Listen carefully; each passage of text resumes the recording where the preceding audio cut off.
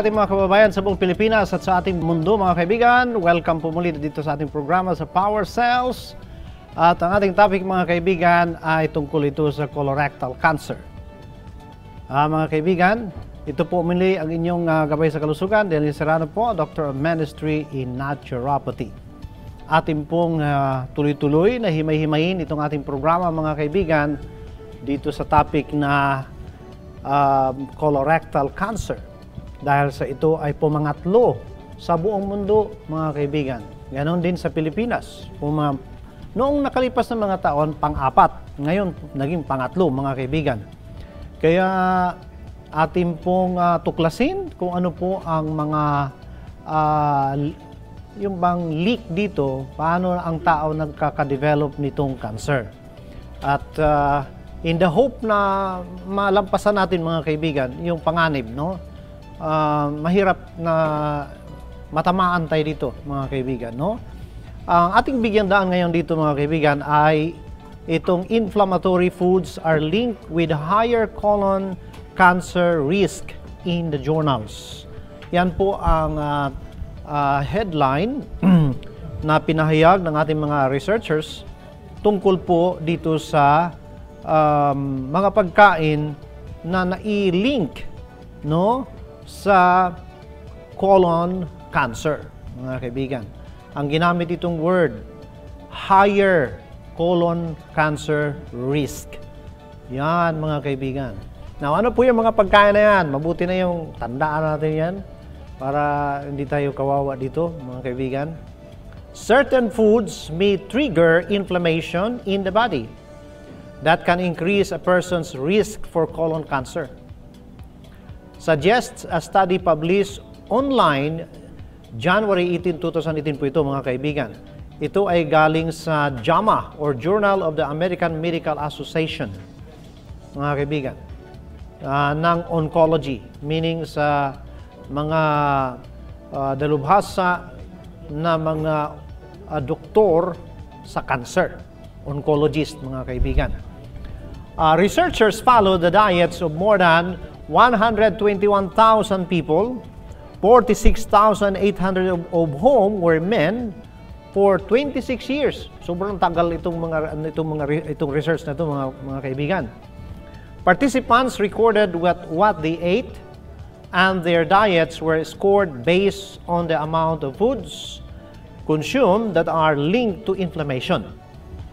Such as, ito na, mga kaibigan, such as red and processed meats. Huh? Yan, mga kaibigan. Sugary beverages. Huh? And refined grains. Yan talaga. Wala tayong magawa diyan, mga kaibigan. Mabuti na ating na matandaan yan kasi kung hindi natin pansinin, naku, delikado, mga kaibigan. Mabuti kung pagsubo mo ba, hindi papasok sa tiyan. Dito lalabas lang. Hindi, doon talaga. Doon talaga sa loob, mga kaibigan. Sana kung mayroong ibang paglalagyan, wala doon talaga pupunta. Kaya no choice tayo, mga kaibigan. Ito po ay malaking research ng ating mga eksperto at talagang nakita dito na mayroon talagang higher risk na magka-develop tayo ng colon cancer. Ito yung inflammatory foods, mga kaibigan. So ano yung mga inflammatory foods? Ayan, you can see that on the screen. And this will be a good information, mga kaibigan. Pinaghirapan ito ng mga researchers. Isipin mo, how many years ito na ni-research, mga kaibigan? Kung hindi ako nagkamali, ay ito ay research na ginanap ng ating mga researchers, no? For 26 years. Just imagine that. Sobrang tagal yun. At yan ang resulta, mga kaibigan. Participants, eto na yon, recorded what they ate. So yan, mga kaibigan. So kasama dito ang refined grains. Take note, mga kaibigan. Hirap naman yan. Ano yung mga refined grains? ano man ang mga produkto na galing sa mga ni-refine na harina, o kiniskis na bigas, o polished rice sa English. Yan, noted yan, mga kaibigan. Mas mabuti na alam natin yan. Okay? People whose diets were the most pro-inflammatory, quote and unquote, had a 44% greater risk of developing colon cancer. 44%, mga kaibigan. Compared with those who had low inflammation diets. So, comparison ito. Doon sa mababa lang ang rate ng kanilang mga kinakain ng mga inflammatory food. So it is also very important na we have to take note ano ba yung mga inflammatory foods at saka yung non-inflammatory foods. Kasi with higher risk ito ng colon cancer, mga kaibigan. Ano po yung mga pagkain itong pangalawang grupo na less or low ang kaniyang inflammatory diets? Ito po yung dark green leafy vegetables and whole grains. O yan, mga kaibigan. Okay yan. Masama nito, matindi yung research. No? Pagkatapos sa research, sabi, ano ang dahilan ng colon cancer? Hindi alam. Ay, ano bang klaseng research na kailangan natin dito, mga kaibigan? Di ba? Importante ang research. Kaya dapat nating yung bang tanggapin na heartily.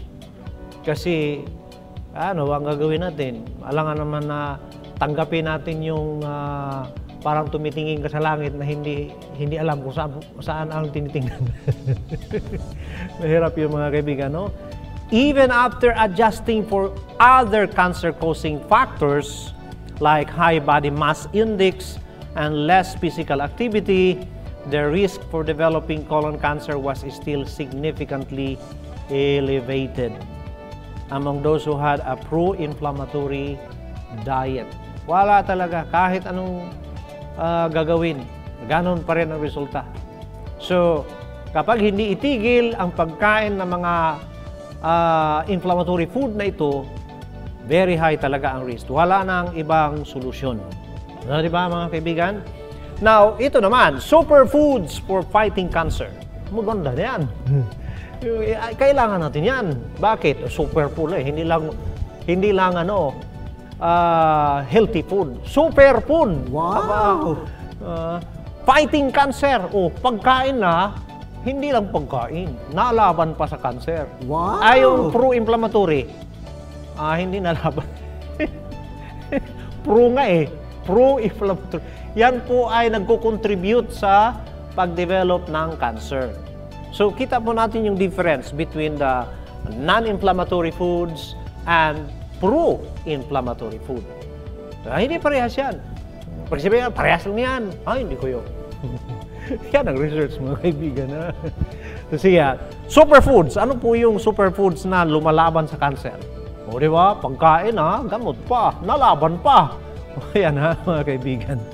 Research has shown that a poor diet is a major risk factor for colon cancer. Luckily, there are plenty of superfoods that you can include in your diet to help combat the disease. Yan mga kaibigan. Yan ang research. Mahirap na ang problema kasi sa atin, pag mayroon na tayong naramdaman, mayroon na naramdaman, na-diagnose tayo, tapos mayroon na. Sabihin, bawal ito bawal ito. Saka na lang may bawal? Ay, kaibigan mo. Yan ay hindi magandang prinsipyo sa buhay ba? May tama na Sana bago natamaan, nandiyan na si bawal. Marami mang ayaw sa bawal. Gusto malaya lahat. Pwede. Alam po ninyo, that is abusing of our freedom. Bakit? Hindi nakakabuti yun Di ba? For me, that is not really freedom. That is slavery. Bakit? Nakakasama yun. Bakit mo i-cherish pa rin yun? Bakit mo magustuhan? Di ba? Madaya talaga ang mundo eh. Bakit? Kung ano yung nakakasama, yun ang masarap. Kahit nga sa pag-ibig. Sabi, kung ano na yung bawal, lami. That's right. Pagkahirap mga kaibigan. Sa totoo, hindi naman totoo yan. Minsan sa isip kasi. Hindi maganda po mga kaibigan. We are unfortunate dahil sa kung ano yung pinakamasarap, yun po ang nagiging masama. Kaya ang hirap tanggapin. Di ba mga kaibigan? So, luckily, may swerte pa rin tayo. Bakit? May mga plenty po. Superfoods yan. Ano po yan? Yan. Beans and legumes. Akala mo, beans lang yan, ha? Tama talaga sa Hippocrates. Your food is your medicines. Beans and legumes are hailed as superfoods in the fight against colon cancer.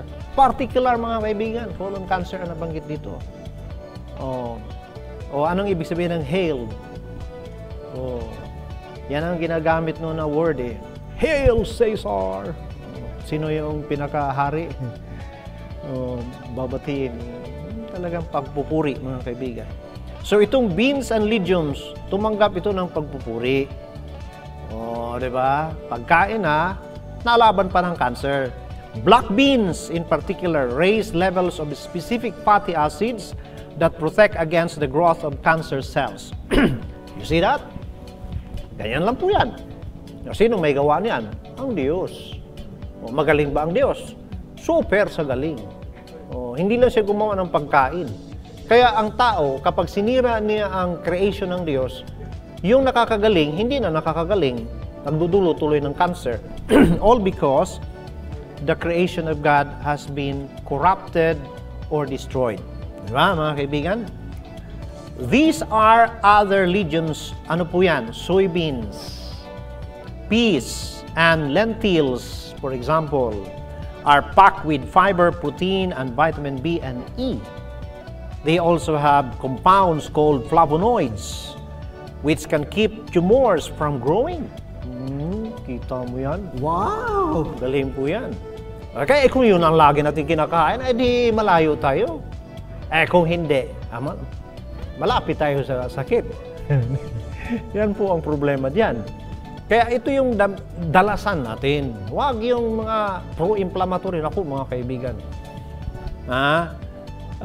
Which can keep, as well as certain antioxidants that may help protect you from colon cancer.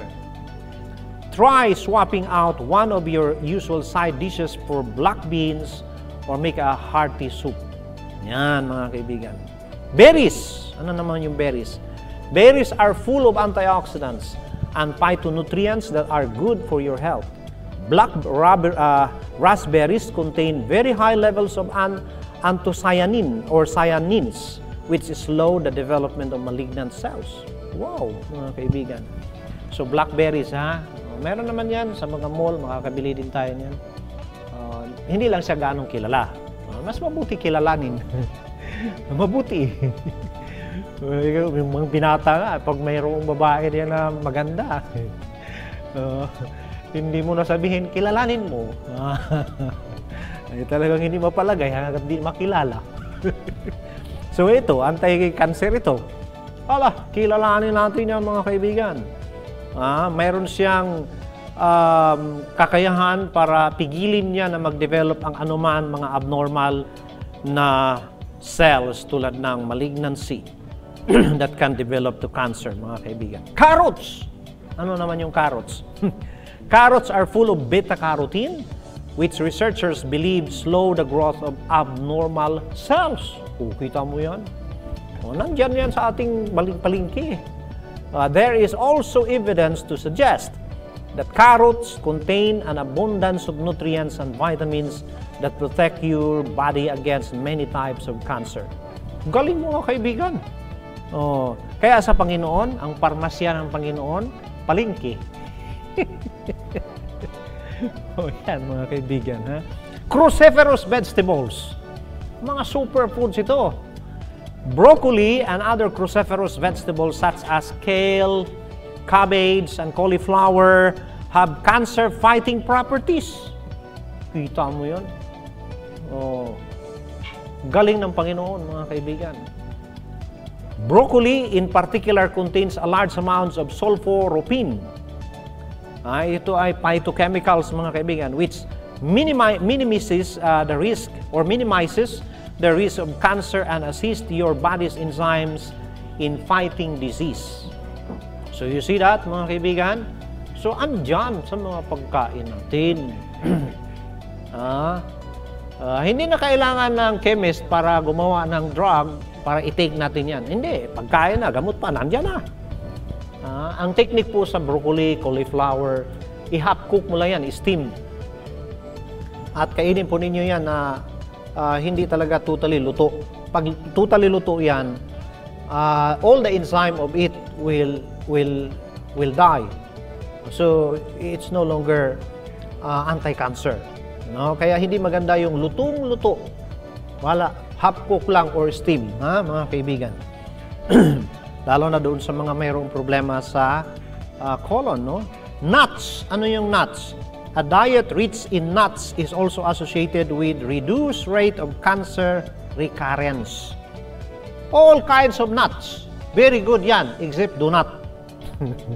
Hindi yan na, hindi kasama.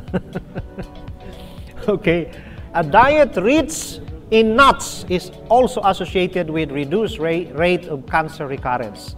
O doon sa mga meron na, kung isipin mo, pipigilin niya na babalik uli yung cancer. Kung kagaling nitong nuts, mga kaibigan.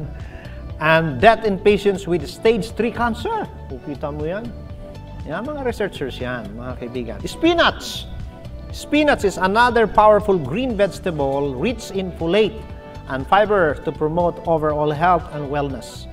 It contains carotenoids, which studies show to reduce the risk of colon cancer. Di ba? Ganda yun, mga kaibigan. Eat colorful fruits and veggies. Ano yan? Colorful. Alam po ninyo, God is a God of beautiful. He does not create food only one color. Mayroong green, may orange, may red, may black, may yellow. Pagkaganda, mga kaibigan. May white. Kagaling ng ating Panginoon. Every color has its significance, mga kaibigan. Okay? Napakaganda po yan. Halimbawa, stressful ang life mo. May mga color na kailangan ideal para sa iyo. Okay? These have natural substances, phytochemicals, that may block the growth of cancer cells or fight the inflammation that can fuel cancer. Studies linking fruits and veggies to preventing colon cancer have been mixed, but cancer organizations recommend them as part of a healthy diet. Your best bets include broccoli, cabbage, and vitamin C-rich fruits like oranges. O, di ba, mga kaibigan? Yan ang mga magpagkain. O, di ba? Kung yan ang lagi nating pagkain, ay malayo tayo sa problema. Pero kung madalas, hindi yan ang kinakain, talagang malapit tayo sa problema. What are the foods to avoid? Ano po yan? Ayan. Ayan. There are plenty of superfoods you can include in your diet to fight colon cancer. But what foods you should avoid? Obo, ano yan? Food with high glycemic load. Ano yan? Example. White rice. Pasaway na buhay. Tayo mga Asian, mahilig tayo sa rice. Yung mga Koreano, pag sabihin, marami akong kaklase noon na Koreano, tatawagin ng teacher. Okay, Brother Kang! Yes, sir. Stand up. Tayo. How do you pronounce rice? Sabi niya. Oh, rice. Huh? Para, ulit. Lice. Lice talaga. Hindi ma-pronounce yung rice. Lice talaga. Ayan ha, mga kaibigan. Ang white rice ay talagang number 1 yan na nabanggit. Huwag nang kumain ng puting bigas, mga kaibigan. Kanin, no? Brown na lang talaga, ha? Pati noodles, pasensya na kayo, ha? Nandiyan nakasulat yan, eh. Cake, sugar, worsen survival in patients who are overweight. Naku. Red meat especially has been related to an increased risk of colon cancer up to about 2 times. Just imagine that. 2 times ang risk na magkaroon tayo ng colon cancer. Yan, mga kaibigan. Processed foods often contains chemicals and preservatives that research suggests may be carcinogenic. The majority of your diet should be made up of fresh food. Alcohol is linked to many diseases including cancer. Keep alcohol intake low or cut it out completely. For me, ang pinaka-safe, complete. Yung konti-konti, problema yan. Problema. Ito, matagal ko na itong research, mga kaibigan. More than 10 years ago pa ito. Ito, simple lang naman. Galing ito sa Encarta Encyclopedia. Ano po ang sabi? A diet high in fatty foods such as what some consider to be the quiet essential American meal, a hamburger and fries, can contribute to many cancers. Hoy, hindi naman po yan. Ewan ko yan. Hindi naman heresy yan, eh. Di ba? Yan ay totoo, mga kaibigan. So, you can see, mga kaibigan, pati caffeine dito, nabanggit na hindi maganda sa mga, kung gusto natin ma-prevent yung cancer, ito, caffeine can aggravate symptoms. So here is the problem, mga kaibigan, no? You can see here in the picture colon cancer. May mga stages yan, stage 1, stage 2, stage 3, stage 4, stage 5. These are very serious, mga kaibigan. So, ating tingnan mabuti para hindi tayo magiging kawawa, no, mga kaibigan. Mahirap na malaman natin itong huli na, mas mabuti na advance para matulungan natin ang ating sarili, ba? Di ba? Yan po, mga kaibigan, ang pangangalaga, no, sa ating sarili. The whole month is dedicated to colon cancer awareness. At marami pa pong napaloob dito sa buwang ito, mga kaibigan. Kaya ating pong pasalamatan ng ating mga eksperto, no? At pinahayag nila sa ang kanilang mga research para naman magiging beneficial sa lahat ng mga tao sa mundo. Di ba? Let us cherish it kasi pinaghirapan nila yan. Kung ating pong i-treasure yan and then live in it, no? Avoid the foods that are linked to the development of cancer. That's para right. Hindi tayo magiging dependent sa kung ano diyang mga stress na dumating sa atin. Ang hirap, mga kaibigan, no?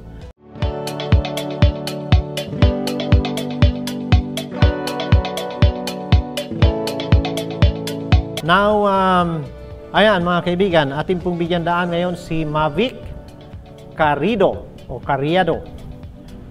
Sabi po niya, Power Cells helps us a lot po. Lalo na sa tatay ng mga anak ko who has high blood pressure, diabetic, at operado sa prostate cancer, stage 4. Naku, kataas nito. Since pandemic, hindi siya makapunta sa VLU-NAMC para sa injection niya every 3 months worth 16K. Taas, mahal mo naman, mga kaibigan. Mula po nang ma-discover namin ang Power Cells, na-maintain niya ang blood pressure niya at ang blood sugar niya. Thank God, mga kaibigan. Na-save yung 16,000. Wow! Every 6 months po, no? Injection lang yan. Power Cells na rin po ang ginagamit na maintenance ng sa prostate niya instead na magpa-inject. Wow! Thank you, God. Lahat po kami, pati apo ko, 16-year-old, yan ginagawa namin maintenance at least 2 times a day. Or kung wala man pambili, kahit once a day lang. Wag lang mawalan. Thank you. Maraming salamat po sa Brigada Products. It helps us a lot. Thank you. And thank God, mga kaibigan. Si Macrin Johan Lucky.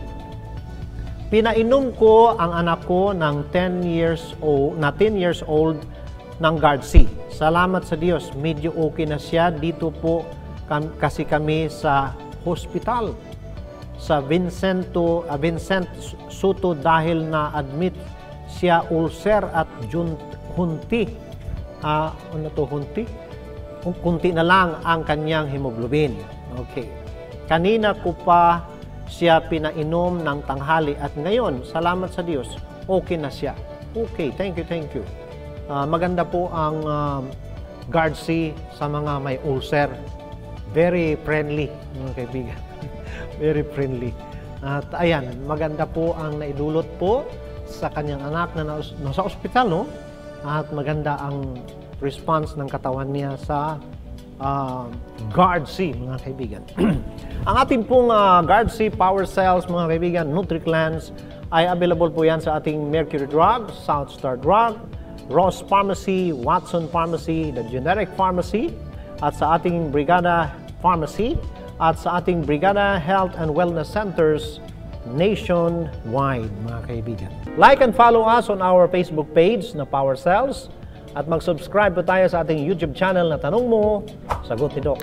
Sa muli mga kaibigan, ito po ang inyong gabay sa kalusugan. Daniel Serrano po, magsasabi sa inyo, if you want to be healthy, eat your food, the healthy foods, the superfoods as your medicine. Otherwise, you will be eating your medicine as your food. May God bless us.